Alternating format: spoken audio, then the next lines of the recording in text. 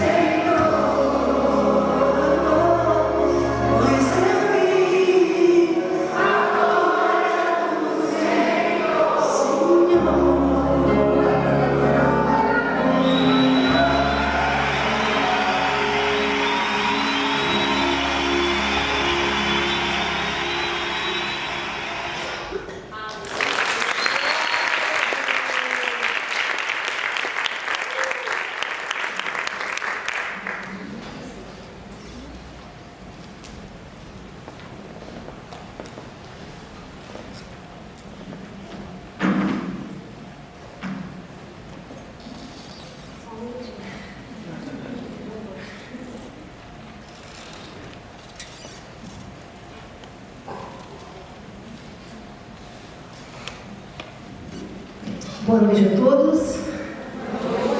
É um prazer imenso estar aqui. Muito feliz pelo convite da professora Bíblia. E tudo não começou assim, são os planos de Deus. A gente não programa, as coisas acontecem. Mas tudo tem um porquê atrás, né? Cada um de nós aqui tem uma história de luta, alegria, dor, sofrimento, perdas. E humanamente falando, todos nós estamos aqui para aprendermos, crescermos e encontrarmos o caminho. O caminho da verdade, né? O caminho que nos leva a uma promessa, que é a promessa de uma vida eterna, onde Jesus veio aqui e nos deixou esse legado, e a missão agora é nossa, né? Então, eu vou me apresentar. Eu tenho 40 anos de experiência com artes. Vi muitos artistas serem bem-sucedidos e fracassarem devido à forma como trataram, né, o seu trabalho. E chegava um tempo em que a arte conquista seu lugar de espaço na sociedade. Com o avanço da tecnologia, o acesso à informação e a ampliação da rede de network, ficou muito mais fácil os objetivos serem alcançados. Nossa sociedade está adoecida e necessita urgente trilhar um caminho novo por meio de uma estética em harmonia, que é sobre isso que eu vou falar hoje à noite, tá? Próximos. Bom, a minha biografia aqui, bem resumida. Desculpa, acho que eu não falei meu nome é Valcir. É Valcir Espino. É que é muita informação, vocês me perdoem.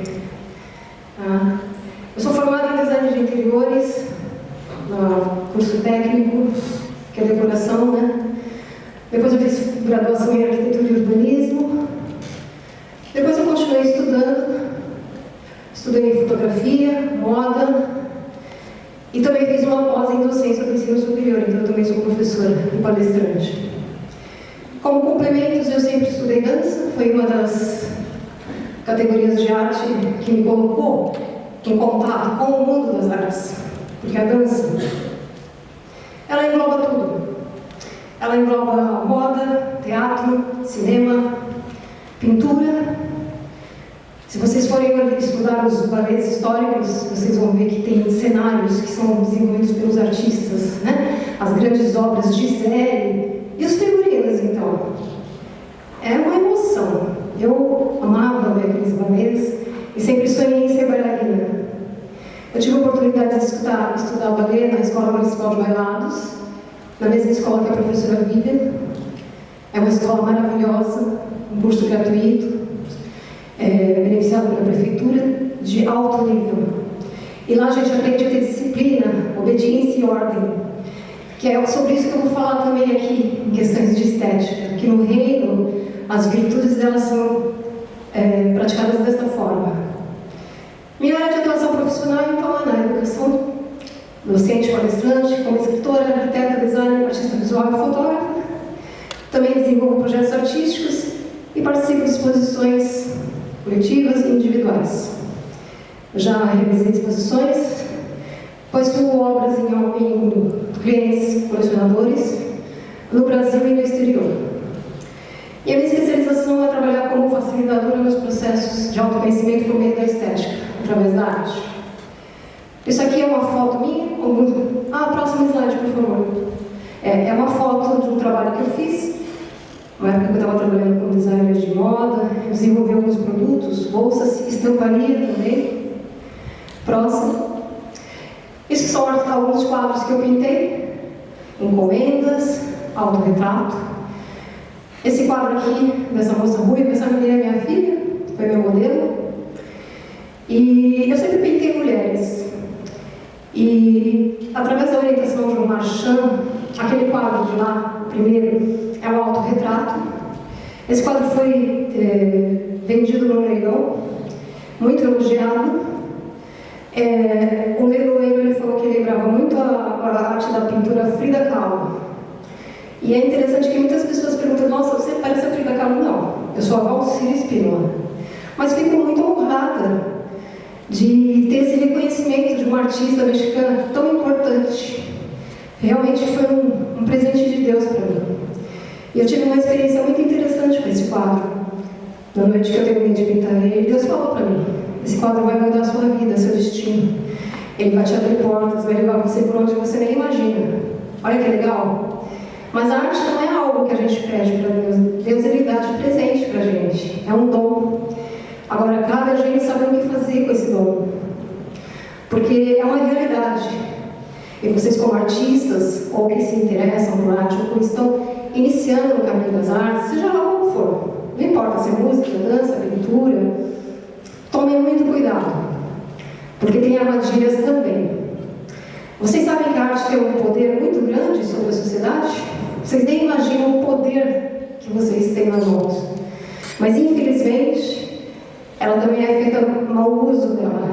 E é um pouco sobre isso que eu vou falar, como um alerta. Um alerta de quem já tem propriedade e autoridade para falar sobre isso, porque eu não li isso em nenhum livro. Eu vivi uma experiência assim. Aí Deus, ele trouxe o vento dele, como disse na música, né?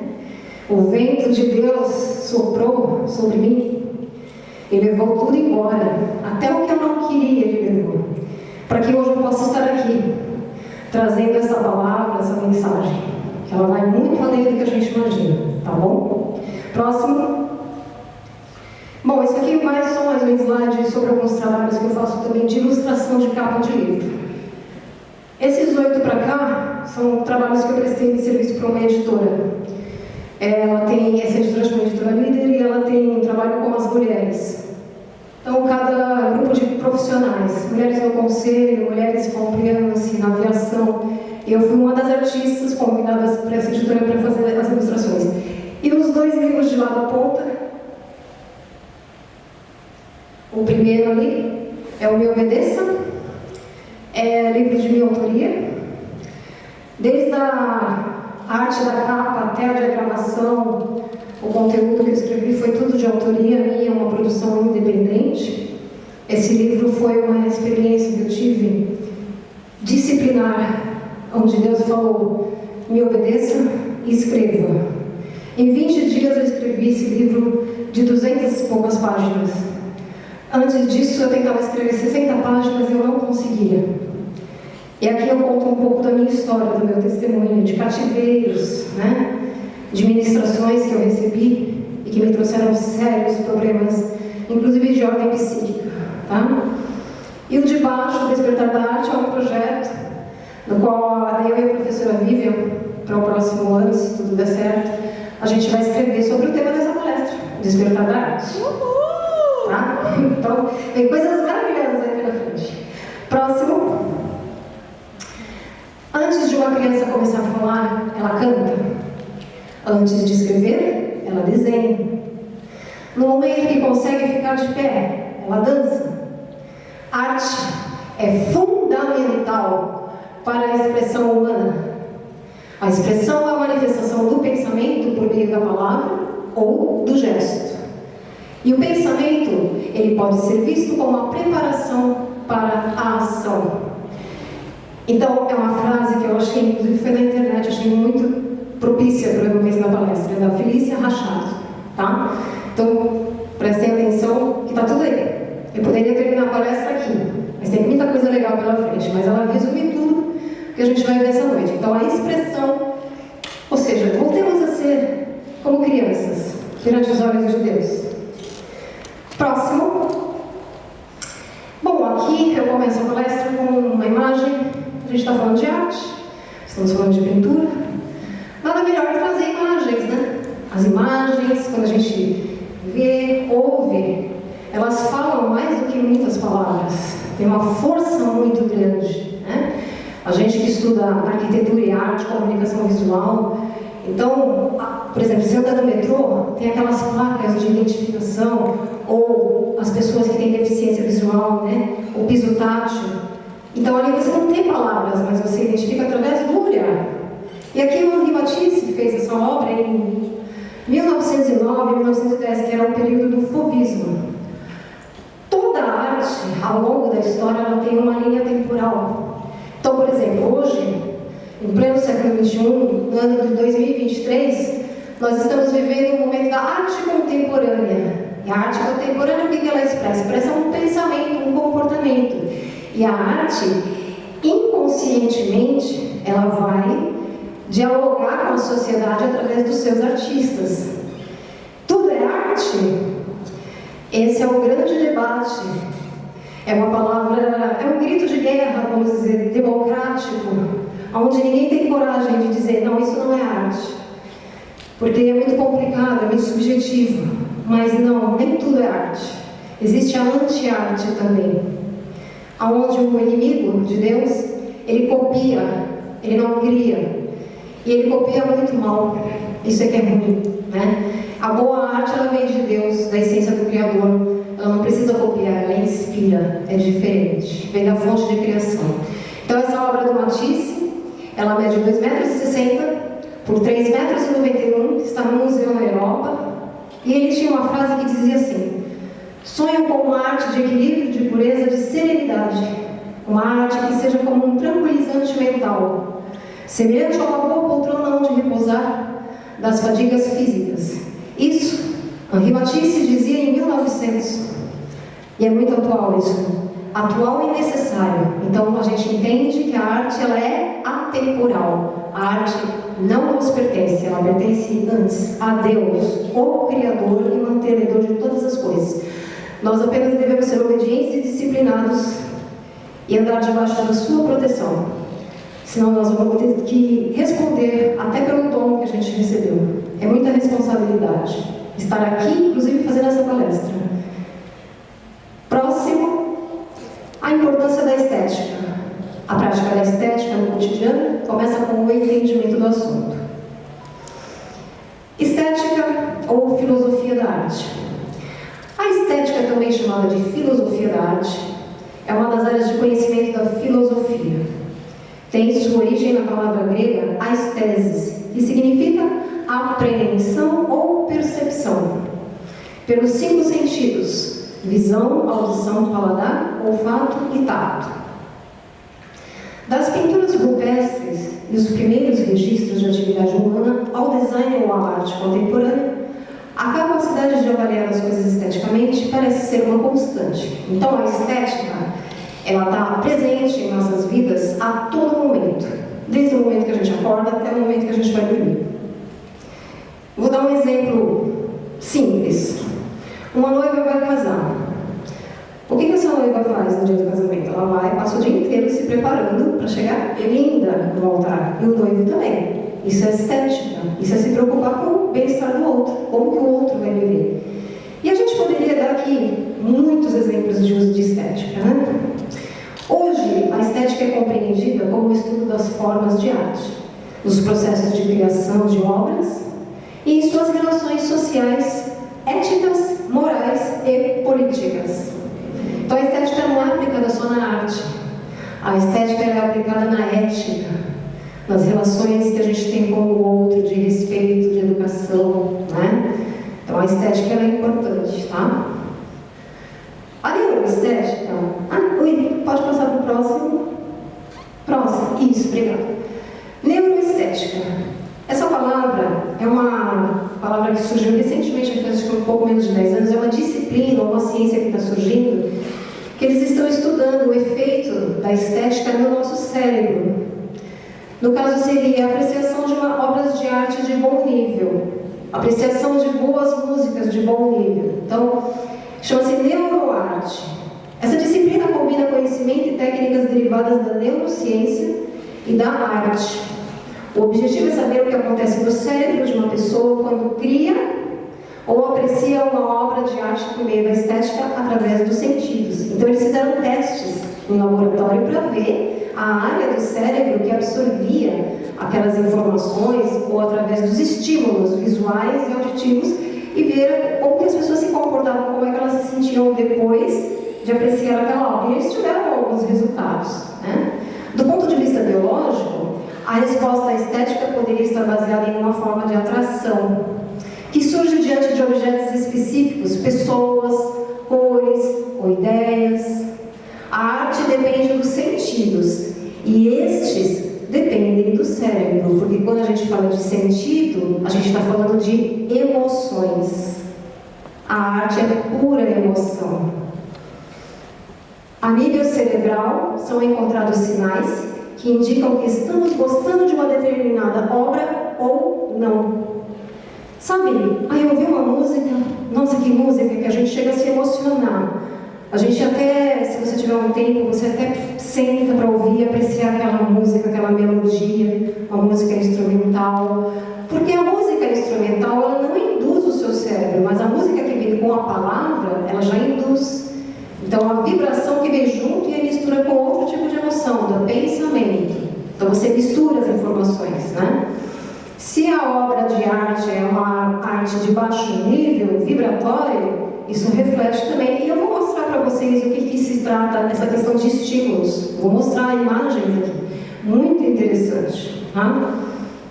Próximo. Aqui é a obra do Sandro Botticelli. Esse artista ele fez parte do movimento do Renascimento. Chama-se O Nascimento da Vênus. Foi pintada entre 1485 e 1486. Existiam obras antigamente que duravam muitos anos, às vezes mais de 10 anos, para serem concluídas. Tá? Essa obra ela mede 1,72 m de altura por 2,78 m, então obras grandes que estão em museus. E foi feita aqui uma análise dessa obra sob a perspectiva estética de Hegel. Hegel foi um filósofo, né? Então, ali na imagem da esquerda está a imagem da obra colorida. E do lado de cá existem 3 linhas a laranja, que ele estava analisando a composição dessa obra. Ele cria linhas de força que quase faz com que a própria pintura venha a nascer também do mundo real ou ascender ao divino. Essa obra renascentista foi inspirada na Antiguidade Clássica e a gente vê nela harmonia, valorização da natureza, perspectiva e profundidade de campo. Então existe uma época que não existia fotografia ainda. E depois que surgiu a máquina fotográfica, houve uma revolução na produção artística. E antigamente os artistas eles se inspiravam nas modelos, eles pintavam os reis. E recentemente eu estava fazendo um estudo sobre a história da arte e descobri que a categoria da pintura ela tem níveis de valorização. Então, por exemplo, o retrato figurativo ele estava em 2º lugar na Academia de Belas Artes, das importantes escolas na Europa, principalmente na França, né? E eles existiam também a artes que eles consideravam artes menores, tá? Próximo. A estética é um elemento de cura para as dificuldades psicológicas e sociais. Então eu vou ler de novo, ó. A estética é, não é ela pode ser, ela é o elemento de cura para as dificuldades psicológicas e sociais. E vocês vão entender isso daqui a pouquinho, quando eu entrar no assunto sobre estímulos. A bela arte, em sua liberdade, obtém sua mais alta tarefa quando se situa na esfera da religião e da filosofia, pois traz a consciência. Prestem atenção nessa palavra, consciência. E exprime o divino, os interesses profundos da humanidade e as verdades acerca do espírito. Esta frase foi desse filósofo rei. Próximo. Nesse slide eu fiz um resumo falando sobre a trilogia da harmonia. A arte é o alicerce para a construção de uma civilização saudável e equilibrada, ou ao menos deveria ser. É sobre isso que eu quero falar, porque existe também uma arte que ela deteriora a nossa cultura e a nossa sociedade. Infelizmente isso é uma realidade. É só você ligar a televisão, eu não preciso me estender, vocês vão perceber. Então é muito importante saber buscar as referências artísticas onde vocês vão se inspirar para fazer seus trabalhos. Então, na trilogia da harmonia, no primeiro triângulo, Deus, consciência e virtudes, os bons hábitos. Esse é o tripé. Então, a gente está falando da verdade, do bem e do belo. A verdade, o que é? Ela é a realidade, o saber, a consciência, a razão. O bem é a teologia, o amor. E o belo é a estética e a ética. A produção artística, ou toda a produção artística, ela tem a ver com excelência. O que é a excelência? Liderança e constância de propósitos. Nós não podemos fazer a arte simplesmente por fazer ou porque estamos inspirados. Fazer a arte vai muito além. É uma responsabilidade, é uma missão e um propósito de vida definido por Deus, o nosso Criador, antes mesmo que nós viéssemos aqui. Então a arte, ela não nos pertence, nós somos instrumentos responsáveis nas mãos de Deus para ver que tipo de arte que eu vou deixar para a minha sociedade, que semente que eu vou estar plantando. Porque você pode destruir uma sociedade através da arte, sim. É muito fácil. Então, há de se tomar muito cuidado com isso. Então, aqui eu tenho um triângulo dentro desse círculo que fala sobre o ato puro. O caminho para a santidade. A arte é um ato profético.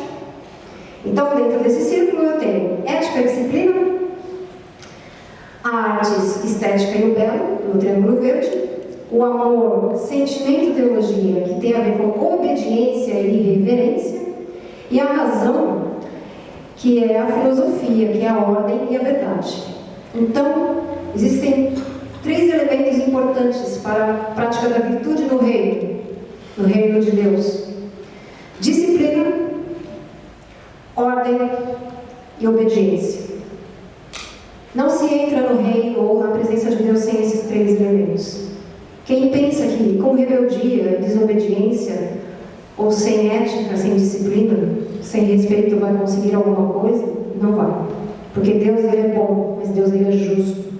Deus é o grande mestre, o grande artista, o maior dos artistas que existe. Então tudo é para a honra e glória dele, para o louvor dele, para a reverência dele. Então é importante a gente ter esse sentido de respeito. Eu, particularmente, sempre que eu vou pintar algum quadro, eu nunca começo a pintar sem pedir permissão para Deus, sem pedir uma inspiração e uma direção. Porque eu mesma já passei por uma experiência, e isso é verdade. Acontece mais do que a gente pensa. O inimigo, ele sempre está ao redor, como um leão que ruge a devorar sua presa. E sabe o que acontece com a arte? Nós somos canais abertos para tudo. E ilude-se quem pensa que o espírito ruim não está ao teu redor para tentar também influenciar você com a sua arte. Eu sou prova viva disso. Se vocês estão me vendo aqui viva, fazendo essa palestra, com uma boa aparência, eu sou fruto de um milagre. Se fosse pelas mãos do inimigo, eu já não estaria aqui, mas nesse mundo. Mas Deus tinha um propósito. Ele queria me trazer até aqui, para fazer o que eu estou fazendo. Esse é o meu legado. Próximo. Processo de contemplação. O que é a contemplação? Com origem no vocábulo contemplare, o termo contemplar é um verbo que alude a observar ou considerar algo. O conceito costuma fazer referência a focar a atenção em alguma coisa, alguma questão, que pode ser espiritual ou física.